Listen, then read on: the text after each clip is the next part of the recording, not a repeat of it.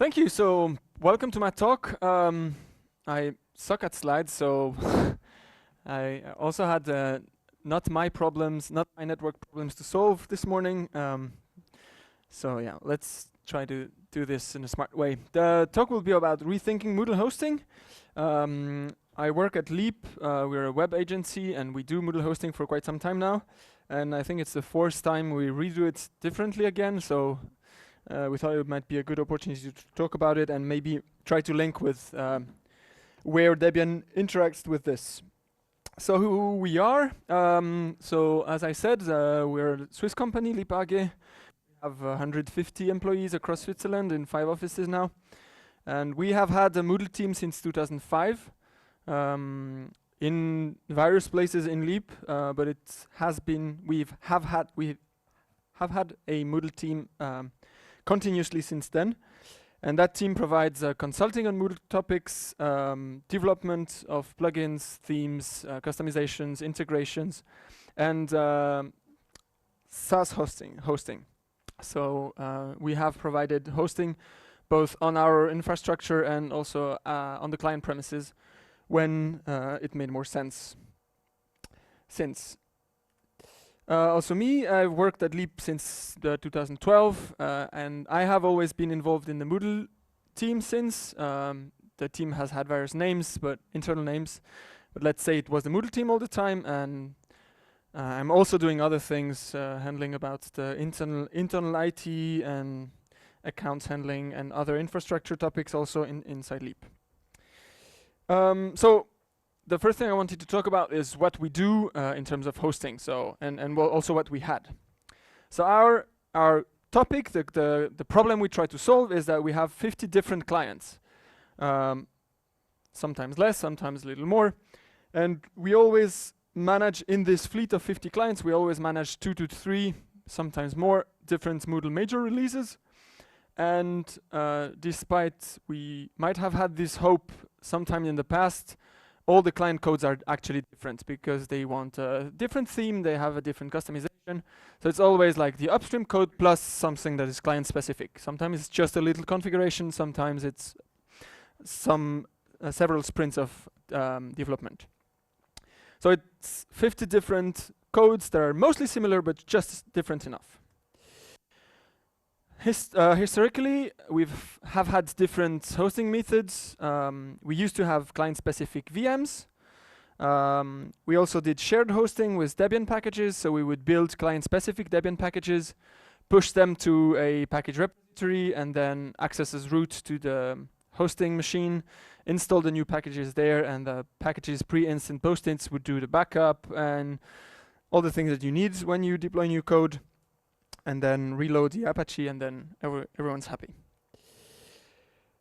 Some years ago, we had this push internally to focus more on our core competence as Leap, to reduce the time we take for doing hosting and focus on doing web development and services around web services, and not necessarily around managing machines.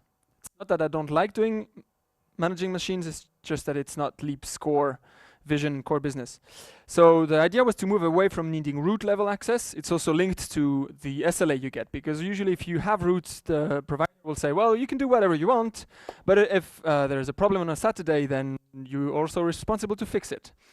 So we got around and tried to find a provider that could say, we make sure that the Apache is up, and if something happens on the server, then we will take care of it during the weekend, and then we would focus on providing the code at the right place to do the right thing, but not having to have a picket service or something like that. So we basically rewrote all our deployment codes away from Debian packages, and we went to so we basically have 2 web servers and 1 shared DB server that is a large DB server. And we spread half the clients on one of the 2 server and the other half on the other server. So it's a quite simple Debian-like server setup, because we just put code at the right place, configure Apache and reload Apache, and it mostly works. That said, as we wanted to not have root or not need root to deploy, we still needed some of the things that are needed. So we had a cron job to reload Apache when a watch file was present. So the idea is that at the end of your deployment, you just write a file somewhere in temp with a known name, and a cron job watches temp and says, "Whoa, there is a file named you should reload Apache," so I reload Apache as root. So we are not root, but we trigger some things that happen as root. Also, we need Apache to include configuration files from non-etc paths. That's easy if you don't have SE-Linux, for example. And then we often have to debug things, so we needed to be able to sudo to www-data. So we have passwordless access to www-data for debugging purposes and stuff. And then we also realized that trying to reload or attempting to reload Apache every 5 minutes is slow, because 5 minutes can be long after a deployment. Watching a file every 1 minute is kind of too fast, so we figured we can also just system control reload, and we have a passwordless sudo to call system control reload, which achieves exactly the same result. So it's smarter sudo configuration rather than turning around what we need. So basically, so what our deployment code does now is it does client-specific Moodle configuration. So we generate Apache configuration files that are also specific to the client. We can add some configuration that are specific. We can configure shibboleth, for example. We added, over the course of time, we added to the handling of Let's Encrypt certificates. We clean the cache before that. We download or update the Moodle-specific language packs. So initially, it started like, well, deploying Moodle code is easy. We just put the PHP somewhere, you write the Apache server configuration, and you reload Apache. And then you realize that you need to clean the cache, you need to make sure that the language packs are updated, you need to run a script, and you add all these little things that are just little things in this code base.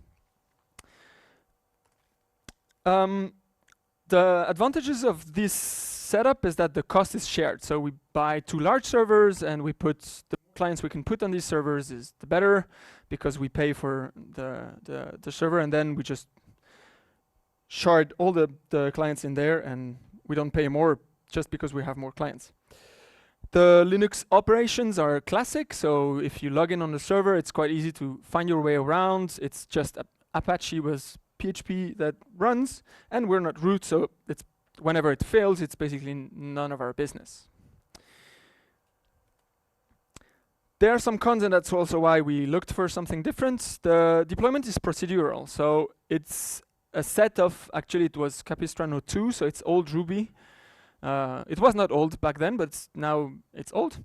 So it goes through a set of steps, and if one of the steps break, then they break sufficiently rarely that we never really finished the rollback.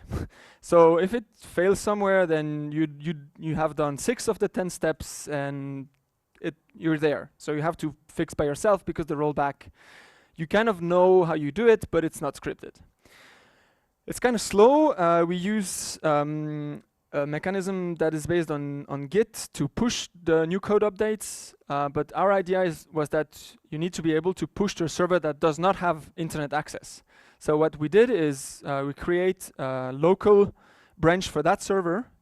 So before pushing to that server, we ask the server what version of the cache it has. We download it if we don't have it, and then we create the new version on top of that. But the Moodle code is 150 megs, and sometimes we have submodules. So creating the new div to be able to push is slow. So the deployment can take some minutes. It's fragile because it's old Ruby plus some shell scripts plus manual cron jobs to make sure the Let's Encrypt certificates are renewed. So as all things fragile, as long as you don't push the vase away from the table, it's nice, it works, but you're always not so sure it will survive. Also, that's probably our fault, but client isolation is weak. We did not use PHP FPM back then, so all the clients run under the same Apache user. The resources are shared, so we didn't do containerization. So when one client suddenly says, oh, I have a classroom with 150 students, let's all ask them to load the same Moodle course. Well, then it affects the other clients on the same server. And things like it's a VM, so whenever you want to enlarge the disk, you have to ask the provider to give you more disk, and they would enlarge the file system, and you take Apache down for all the 30 clients on that server. So we have no live upscale, so whenever you want more performance, then you either have to coordinate with the hoster to give you more CPUs for some time, and then reboot to get less CPUs whenever you're, etc. And you cannot downscale the disk, basically. So basically, it's a system that works. It's been working. We still have most of our clients on this system. It works, but it shows its age. So then we opened a whiteboard and tried to figure what would be our ideal setup in an ideal world. What we try to achieve is to be able to manage these instances not as individual snowflakes, but to see them as a fleet, so that we can say, I want to deploy the minor upgrade for all the Moodle 3.5. So we want things to happen and not the developer to have to go through the loop of all the clients and do the merge themselves and do the deployment themselves, hoping it doesn't break. Building and testing in CI sounds like the thing to be done, but it's not that easy. Also automatically deploy in continuous deployment. Currently, a developer needs to have his key on the server, and he will run the code on his machine to do the deployment. So it's good because we know who is deploying, but on the other hand, it needs a special setup on the developer machine. So it's fragile. We want the instances to be independent, at least more independent than they are now. We want more scalability, and the thing we were looking for is also pay-per-use. Because with two large servers, whenever you want an increase in disk space, you will pay that increased disk space and the backup and the SLA and all the things that go along. Before you really know you will be using it. So sometimes you try to play the game to increase but not too much, because increasing too much is costly, but then you have to increase again 2 months later. So we wanted something that would be pay-per-use, and also something that was for us completely logical. It's also part of what we offer is hosting in Switzerland, just because of data laws and all of that. For us, it's important. So there's a set of obvious candidates. So of course, if you ask around, everyone says Docker, containers, do Kubernetes, OpenShift, a Docker machine. Sure. The thing is, as a web agency, we didn't really have enough experience there. So installing a Kubernetes cluster sounds fun, and then you start reading, and then it's not fun. Also it's not our job. It's not what we do. I might enjoy it in my Debian or private time, but that's not necessarily our focus. Also, we don't want to maintain things at this layer. What we provide is a Moodle that is up and running. I don't want to care about the disk space, the disk usage, I/O problems, CPU problems. It's all very interesting, but it's none of my business as Leaper. And often, at least when we looked for it, often you pay for a whole cluster. So, oh, you want Kubernetes? How many terabytes do you want? How many virtual CPUs in dozens do you want? And also for upscaling and investigating, it sounded like way too expensive for us to just investigate and see if that's really what we want to do. And so it's not pay-per-use. Some research later, we found this Jelastic. Jelastic is actually an American company. They provide a system. It's partially proprietary. But it has this pay-per-use thing. It has an API, so we can talk to it or without having to access the interface. It does Docker, more on that later. And there's not only one, but there are multiple hosters in Switzerland that use the same Jelastic thingy. So for us, it was also good to not be tied to only one provider. We had also investigated other types of hosting, but they would be in Germany and they would be promising to come in Switzerland, but only if we would commit to that amount of clients. So it's also hard to get bootstrapped before you really know that's the thing you want to do. All good then. So why we picked it?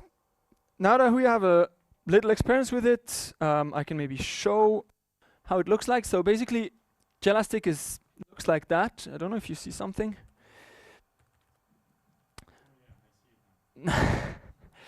It's a clicky interface where you can. Let's refresh for the web thingy to be at the center of the screen. It's a clicky interface in which you can say, well, I want to have a PHP application with SSL. I want an Nginx for load balancing. I want MariaDB, and maybe there's some storage.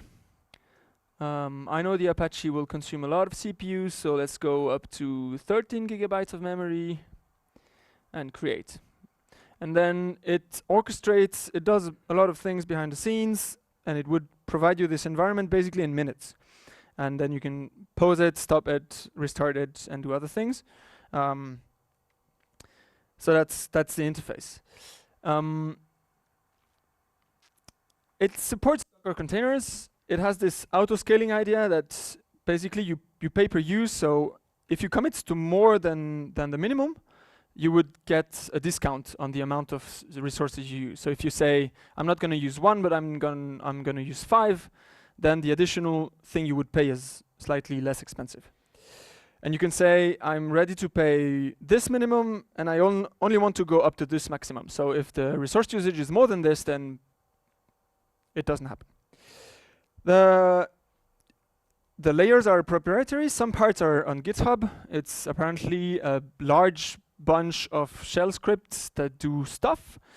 But for us, the counter argument is that it's as proprietary as VMware is. So when you have a VM, it's hosted on VMware. And I don't know how VMware works, but what matters is that my VM is Debian.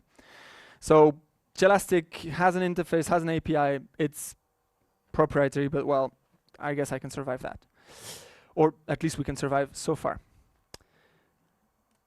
So Docker is wonderful, right? So you just take Apache PHP, you just add the Moodle code, and you're done, right? Easy. Point is, hosting is hard. Hosting is a hard problem. Maybe more on that later. Well, yeah, maybe not. Prod is not dev. The point I want to make here is that I think there's a fallacy in the Docker world that if it works on your dev machine, you can just go to production. And I think that's totally wrong. And actually what I try to push my colleagues to is like, we can do Docker in dev, that's fine. And we should have images that are fantastic for local development. And we can also use Docker in production. And we can optimize the machines to be fine for production, but they don't have to be the same. Because the constraints are not at all the same. And as for examples, you don't necessarily want emails to be sent when you do local development, but you want them to be sent reliably if you go in production. PHP, you don't want PHP Xdebug to be installed on the production instances. The thing we also discovered, or that we knew, but that became a fun problem to debug, was that Moodle can and should use a local ClamAV antivirus daemon locally. So it expects, or it can expect a local socket to use an antivirus, but it has to be in the same machine. And when you use the default images that are either Jelastic or the one you find on the Docker Hub, sometimes you have default settings that don't exactly fit what you want to do. For example, the default PostgreSQL container is fine, but as soon as you load it, then you realize that a little more memory here or changing these settings here could make sense, and you quite soon you discover that you want to build your custom images to do some of the things. Also, Jelastic says we support Docker, but Jelastic is not the Docker daemon. Actually, if you look behind the scenes, it's more virtuoso than Docker. That means that actually they are VMs. What it means by that is that when Jelastic takes a VM, it would try to guess on what OS or what OS it was based on, would boot a VM template of that and unzip or extract your Docker container on top of that and execute the Docker entry point and command to pretend it's Docker. So it's not actually Docker, but it can run a stretch-based Docker container, but it cannot run a Buster-based Docker container because they just haven't made the Buster template yet. And also, you rapidly discover that some templates are broken. For example, the last we looked, the stretch template has exim4 that's broken, so it just doesn't boot because the config file or the log file has wrong data. Apparently, I'm very short in time. I'm surprised. So instead of looking at this as a problem, we more looked at this as a solution. And the fact that instead of sticking to the Docker concept that it has to run only one service, we just consider Docker to be basically a template. It's a VM template. So we start some of the things as would be expected in the Docker world. So we launch Apache without forking, but we also make sure that our Docker container has configuration for exim4, that when it's put in the VM, we can send emails. We can use systemd timers, so we can actually run the Moodle cron directly in the VM, and we don't have to orchestrate the cron otherwise, because it just happens to work. The VM has system control and systemd, so they do what we want. So what we did is build Debian stable-based containers. So we take the, I think, stretch slim from the Docker hub, because they're built by known Debian developers. We make sure that they are upgraded in our CI, and then we add Moodle code. The thing we also do is that we use the layered approach. So initially we just started with 1 or 2 images, and then we realized we had many things in common in all these images. Things like fixing exim4 or setting the time zone. If you don't set the time zone, then your image is in UTC, and whenever you log in, the date is weird or the formats are weird. So you want to set the time zone to something that makes sense. So we built a Jelastic base image that's just basically Debian stretch plus whatever we need to play nicely there. And then we built a whole fleet of Docker images that are built on top of each other so that we don't have to redo everything every time. One thing that was important for us was to measure. We already had some monitoring setup, but in that monitoring setup we had a lot of noise because we used Munin, and by default Munin would measure if you have I/O problems on your machine or other things, and we often had warnings for things that we didn't care about. After looking for some different metric things, we fell back on Munin again, because Munin is easy actually. It's easy to write plugins for. Basically you have to just say this is the value and this is the number, and the configuration is some line, so it's quite straightforward to write a Python-based plugin for Munin. So what we measure now is a complete email loop. So we ask the Moodle instance to send a mail to Gmail, and then we orchestrate the Gmail account to check if the mail arrived. So we can make sure that whenever Moodle sends emails, we can make sure that they actually cross the internet and arrive where we want them to arrive. And suddenly you discover that some clients have configured weird SMTP servers, so you can know before them that the mails don't actually go out. We measure cloudlets and disk usage per node. These are Jelastic specific. We measure the application response time on very small endpoints just to see if it's still there, and it gives us stats back. We measure the time since the last cron job was run, since the last backup was run. Some measures about usage. We apply our own quotas about disk and about users. So we measure that. But pay-per-use has drawbacks. If I can show you quickly one example.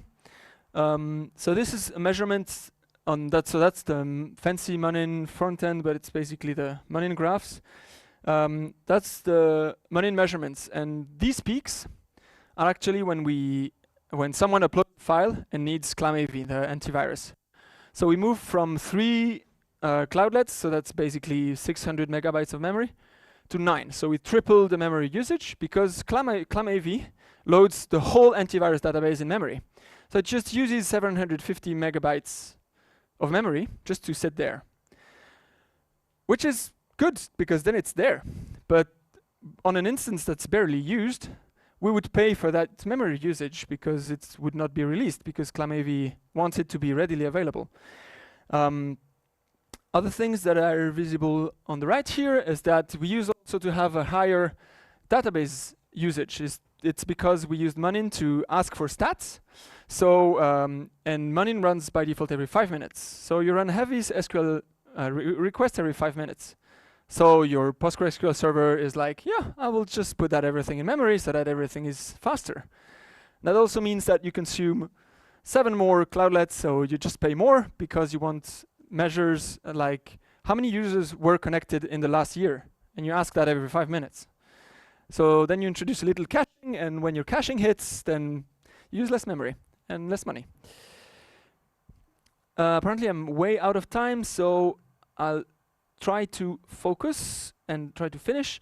So yeah, one learning here is that it's also the uncertainty principle. You cannot, sometimes you affect what you measure. So we actually patched ClamAV to react on socket activation, to ping the systemd watchdog every time you upload a file. And if there was no watchdog ping in 1 hour, it would shut down. That's why the peak come back down. Apparently it works. Sometimes we have errors that we haven't debugged yet, but it does what we expect it to do. And also, yeah, we introduced caching to reduce the usage. One word of warning about the Jelastic API, the documentation is often bad. Yeah, I know I'm over time. Yeah. So yeah, the API is bad. Sometimes it just says, this is a method that does this. No information about the arguments nor the outputs. But we orchestrated all of these to be able to clone, to trigger redeploys, launch commands, and measure. Let me see what I wanted to talk about. Yeah, let's move directly to the conclusions. Redoing hosting, initially we were like, yeah, containers, that's the new thing. In 1 week we'll be done, easy. Well, actually GitLab CI is hard. Building Docker images is not so easy if you want to build them in a non-privileged way. So we used Canico, that's a Google thing to build images in a non-privileged way.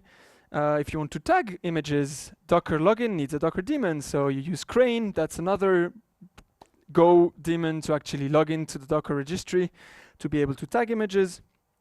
Of course, you discover the specialties of Jelastic as we go. And you also realize that you take on more responsibility. Before, the hoster would be doing the backups for us, and we would pay quite some money every year so that we could phone them and they would give us a backup pack. Now, if we want to have a Moodle specific backup, then we have to build the backup system ourselves. That I said, Jelastic is not perfect, but for now we're sticking with it for these 3 reasons. The instances are clearly independent now. It's just different VMs. It has this scalability. We did quite some load testing, and it reacts as you would expect, up to several dozens of gigabytes of memory for PHP suddenly, and then it reduces back to not costing much. So you have this up and down scalability, which is good. For us, we have a lot of small clients that barely use their instances, so this pay-per-use is, for us, a good way to spare a lot of money. Because when they want to use it, then it has all the performance it needs, and the rest of the year is just sleeping around. And if it looks like Docker, it smells like Docker, well, it's still not Docker. So as soon as you know this, then you consider the Docker idea differently. But actually, we use or abuse this to use actual VMs, but from Docker containers images. And we also had to change the semantics. Before we had scripts to synchronize prod to staging. And now we use API clones, API call to clone prods to a temporary clone. But I'm really out of time, so thank you for your attention, and sorry for blowing up the time. I hope you learned something. Suivant.